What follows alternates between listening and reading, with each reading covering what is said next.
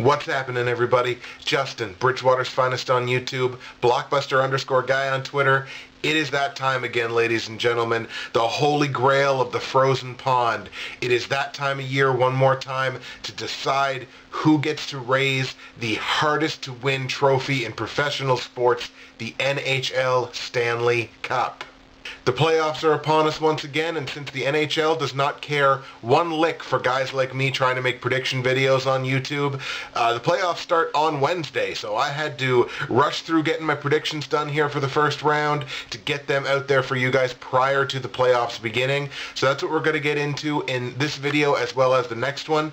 This first video is going to take care of the Western Conference first round playoff matchups. Last year I started in the East. This year I'm going to start in the West. We're going to start with the Western Conference 1v8 matchup. The Chicago Blackhawks, the President's Trophy winning Chicago Blackhawks, taking on number 8 seed Minnesota Wild. On the season, Chicago had a phenomenal record of 36 wins, 7 losses, with 5 OT or shootout losses for a total of 77 points. And as I mentioned before, Chicago took home the President's Trophy this year. Minnesota had a respectable record of 26, 19, and 3 for 55 points. The season series here saw Chicago win 2 of the 3 games outright, with Minnesota winning a game either in overtime or a shootout. Goal scoring saw an edge to the Blackhawks, 8 goals to 6 in those 3 games. And Chicago held a significant shot advantage from those 3 games, 95 to 68. Now, home versus away for Chicago. Chicago was 18-6 on home ice this year, so they were very, very good, winning 3 out of every 4 games they played at home. Versus Minnesota playing on the road was only a 500 team this year. They were only 12-12. I see that as a major advantage, obviously, for the Blackhawks.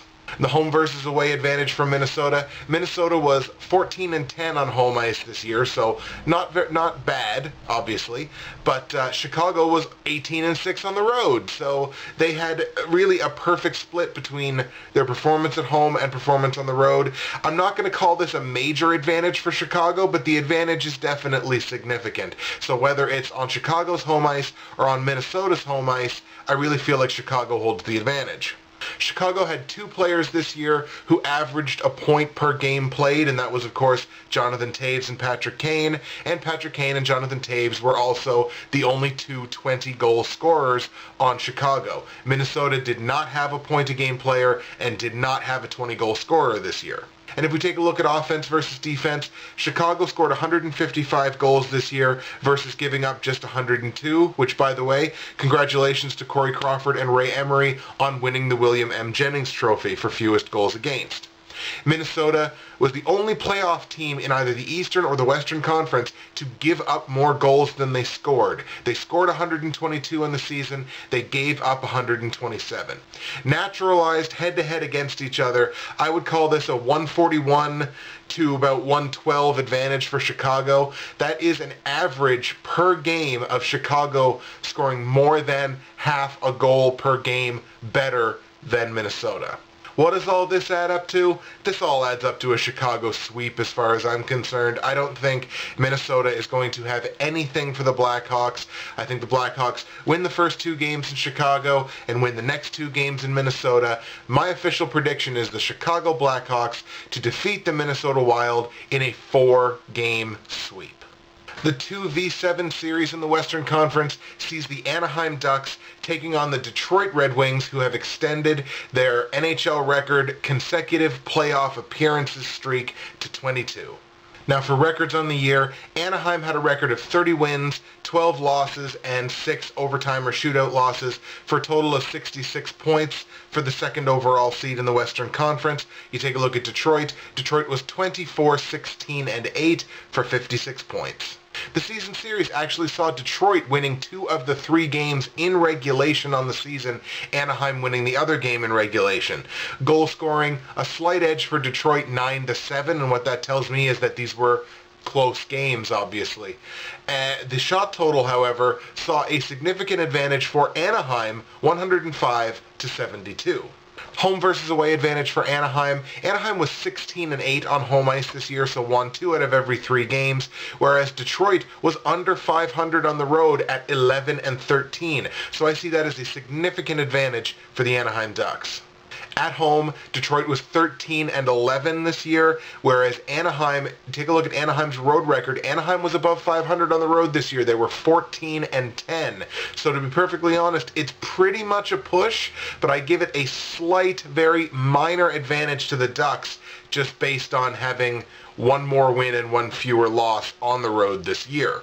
Point-a-game players. Anaheim only had 1 on their roster, despite being the second-place team in the Western Conference. They only had 1 point-per-game player on their roster, which was Ryan Getzlaf, whereas Detroit actually sports 2 in Pavel Datsyuk and Henrik Zetterberg. Neither team had a 20-goal scorer this year. Take a look at offense versus defense. Anaheim scored 140 goals this year while giving up only 118. Detroit only scored 124, but actually gave up fewer goals on the season than did Anaheim at 115. Naturalized head-to-head, I see this as a 128 to 121 advantage for Anaheim on a full season, which is about 0.15 extra goals per game for the Anaheim Ducks. So while it's not a significant advantage, it is an advantage. Quite frankly, I think Detroit is going to have trouble beating Anaheim on Anaheim's home ice, and I think I got to take the home ice advantage in this series. So I actually think that Anaheim's going to beat Detroit, I'd say probably 5 games. I think Anaheim wins both of their games 1 and 2 on home ice. I think they split games 3 and 4 in Detroit. Detroit probably winning the first one of those 2 in game 3. Anaheim comes back, wins it on home ice in game 5. So my official prediction is the Anaheim Ducks to beat the Detroit Red Wings in 5 games. The 3v6 series in the West sees the Vancouver Canucks taking on the San Jose Sharks.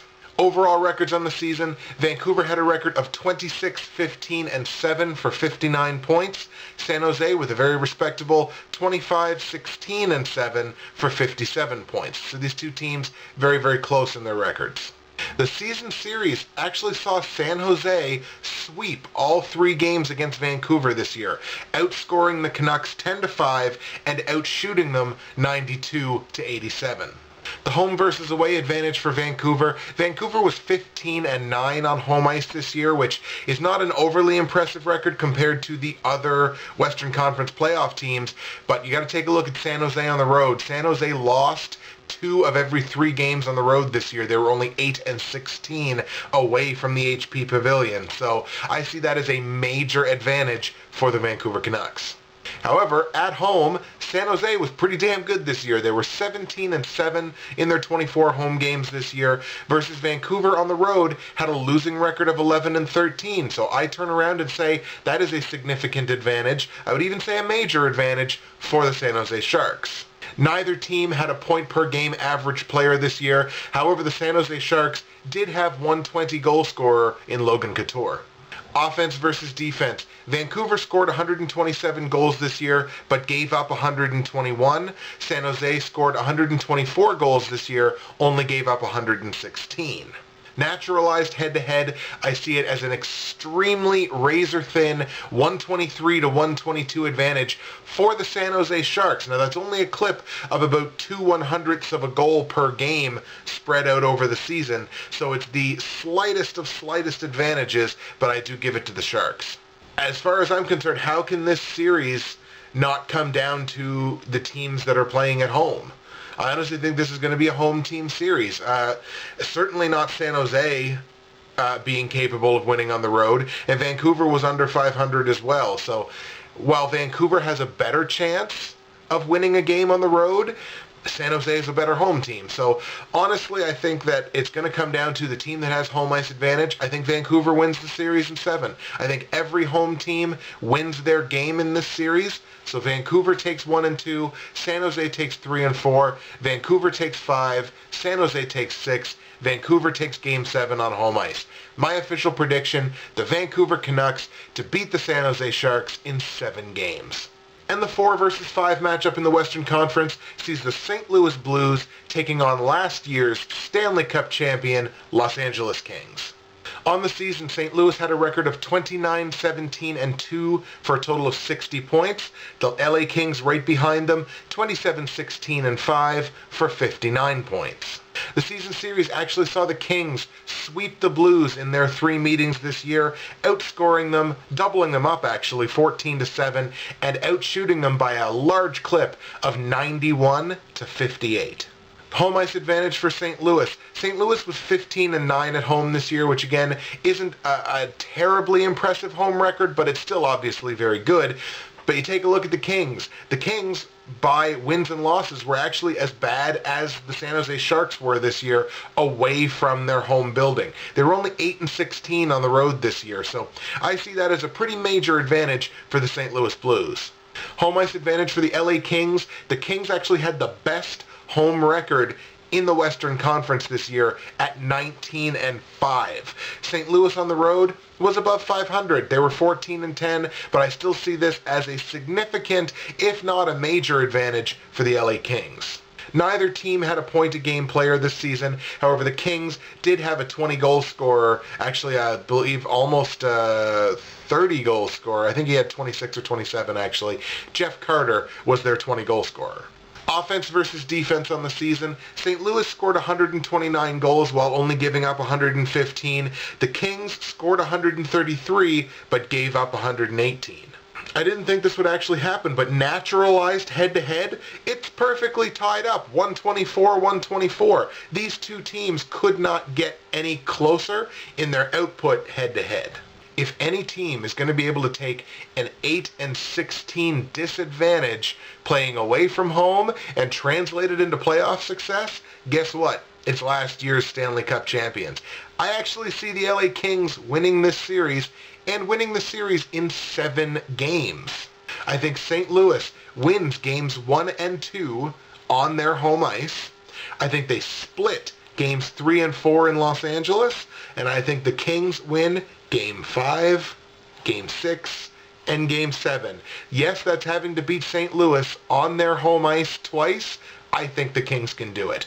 My official prediction, the Los Angeles Kings to defeat the St. Louis Blues in 7 games. Those are the Western Conference predictions, ladies and gentlemen. I have the Chicago Blackhawks beating Minnesota in a 4-game sweep. I have the Anaheim Ducks beating Detroit in 5 games. I have the Vancouver Canucks beating San Jose in 7 games, and I have the Los Angeles Kings beating St. Louis in 7 games. Come on back for the next video, and we're going to do the Eastern Conference. See you then.